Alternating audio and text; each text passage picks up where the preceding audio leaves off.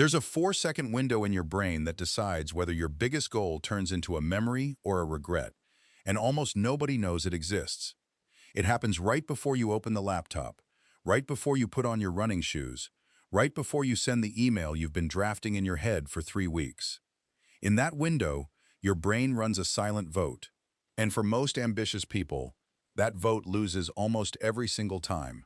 Not because they're lazy, but because of something far more mechanical than that word suggests. You already know the cycle. You set the goal with real excitement. You picture the version of yourself who finally finishes the project, gets the body, builds the business. Then a day passes, then a week, then you're scrolling at midnight telling yourself you'll start tomorrow, and somewhere underneath the scrolling there's this quiet, persistent ache of disappointing yourself. Not loud, just constant. The kind of disappointment that doesn't go away, it just gets absorbed, until it becomes part of how you describe yourself. I'm just someone who procrastinates, as if it were a personality trait instead of a pattern. Have you ever noticed that the guilt never actually produces the action? You'd think it would. You'd think feeling bad enough, often enough, would eventually force a change. But guilt and shame are terrible motivators, because the brain doesn't interpret them as try harder. It interprets them as threat, and threat triggers avoidance, not effort. So the very emotion you assume is pushing you toward change is often the exact thing keeping you stuck in place. Here's what almost nobody tells you, and it's the piece that changes everything once you actually understand it. Procrastination isn't a motivation problem. It's a friction problem. Your brain is constantly calculating cost versus reward, mostly outside your awareness. This isn't some abstract idea. It's measurable. Researchers studying decision-making have found that the brain treats the effort required to start a task almost like a physical weight. The harder a task feels to initiate, the more your nervous system reads it as a threat to be avoided rather than a goal to be pursued. That's why a 5,000-word essay doesn't feel like writing. It feels like standing at the base of a mountain with no rope. So you do the human thing. You reach for the path of least resistance, the phone, the show, anything that doesn't require your prefrontal cortex to fight against the rest of your brain. And once you've avoided the task once, something interesting happens. Avoidance becomes the default. Tomorrow's you inherits today's pattern. This is where the old metaphor of inertia is actually useful, but most people misuse it. They think inertia means I'm stuck, end of story. What inertia actually describes is a tendency, not a sentence. An object at rest stays at rest unless a force acts on it. The mistake almost everyone makes is assuming that force has to be big. It doesn't. In fact, the bigger you make the force you think you need, the less likely you are to ever apply it. Let's bring in a slightly different lens here, because physics gives you the metaphor, but chemistry gives you the mechanism. In a chemical reaction, nothing happens until you cross something called activation energy, the minimum amount of energy needed to kick off the reaction. Once you cross it, the reaction often becomes self-sustaining, sometimes even releasing more energy than it took to start. Your brain works almost identically. The hardest part isn't sustaining effort. It's crossing that initial threshold. Everything after that tends to run on its own momentum, partly because of dopamine. Dopamine doesn't just reward you for finishing something, it actually spikes in anticipation of starting, once you're already in motion. This is why the moment right before you begin a task feels heavier than the task itself. Your brain hasn't released the chemical reward yet, because you haven't crossed the threshold. The second you do, even in a tiny, almost laughable way, your brain starts treating the goal as in progress instead of looming. And that shift changes how your nervous system relates to the entire task.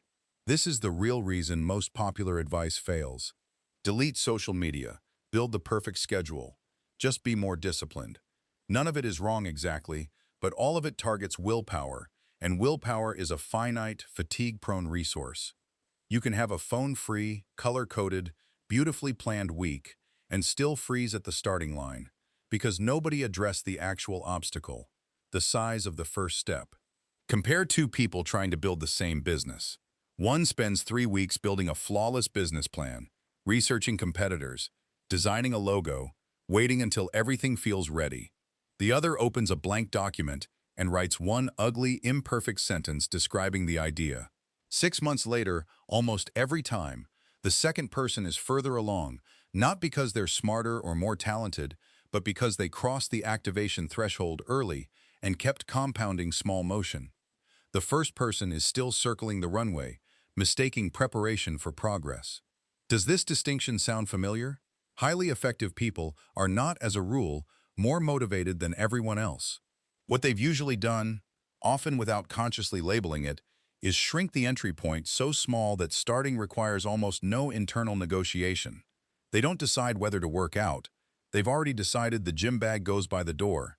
They don't decide whether to write. They've already decided the laptop opens before coffee, not after. The decision has been moved upstream, to a calmer moment, instead of being relitigated every single day in the heat of resistance. Stuck people do the opposite without realizing it. They negotiate with themselves daily. Should I go to the gym today? Should I start the project now or after lunch? Each negotiation burns mental energy, and more importantly, each one offers another exit ramp. The brain takes the exit ramp almost every time, because avoiding effort is, biologically speaking, the path of least resistance. So here's where this gets practical, and where you can actually use the mechanism instead of fighting it. The first move is shrinking the unit of action, until refusing it would feel almost absurd. Not write the essay. Write one sentence. Not study for 3 hours. Open the textbook and read a single paragraph. Not work out for an hour. Do one push-up. This isn't a trick to fool yourself, even though it might sound like one. It's an accurate recalibration of how your brain assesses risk and cost. A 5,000-word essay reads as danger. 50 words reads as nothing, and nothing doesn't trigger avoidance. The second move is what researchers sometimes call implementation intentions, though you don't need the academic term to use it. It's the simple practice of deciding, in advance, exactly when and where an action will happen, phrased as an if-then statement. Not, I'll exercise more. Instead, if it's 7 a.m. and I've had coffee, then I put on my shoes and walk outside for 2 minutes.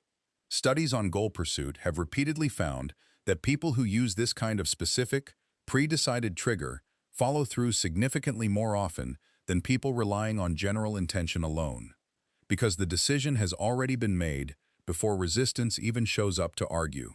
The third move, and the one most people underestimate, is the 2-minute threshold. Tell yourself you only have to do the task for 2 minutes. Clean for 2 minutes. Write for 2 minutes. Stretch for 2 minutes. What happens next is almost comedic in how predictable it is. Most people don't stop at 2 minutes. Why would they? They've already paid the activation cost. The reaction has already started. Stopping now would actually take more effort than continuing. What's your experience with this? Have you noticed that the hardest 5 minutes of any workout are the 5 minutes before you put your shoes on, not the workout itself? That's not a coincidence. That's the threshold, doing exactly what thresholds do. This isn't limited to work or fitness either. Relationships quietly decay under the same mechanism. You tell yourself you'll call your old friend when you have more time, and the call keeps getting heavier in your imagination the longer you wait, until eventually it feels like it requires a whole evening, a whole apology, a whole production. It doesn't. It requires one text. Thinking about you, how's life? 2 minutes. The relationship doesn't need a grand gesture. It needs the threshold crossed. The same goes for the business idea, sitting in your notes app, the degree you keep meaning to finish, the difficult conversation you've rehearsed 40 times in the shower and never had. None of these require the version of you with infinite willpower and a perfectly optimized morning routine. They require one small action, small enough that avoiding it would feel more effortful than doing it. Martin Luther King once said, "You don't have to see the whole staircase to take the first step." Most people read that as inspiration. It's actually a precise description of how the nervous system works. You were never built to process the entire staircase at once. You were built to take the next step, then reassess. The version of you waiting for the whole staircase to appear before moving is the version that stays exactly where they are. If you take one idea from this and let it actually change your behavior, let it be this. Stop measuring yourself by the size of the goal you haven't started. Start measuring yourself by how small you're willing to make the first action. 50 words instead of 5,000. One push-up instead of an hour. 2 minutes instead of an entire evening of dread. Cross the threshold small enough, often enough, and the momentum stops requiring discipline at all. It starts requiring almost nothing, because by then, you're already moving. So don't wait for the version of you that feels ready. That version shows up after you start, not before. Open the document, tie the laces, send the first sentence of the message you've been avoiding. Do it for 2 minutes. Then notice what happens next.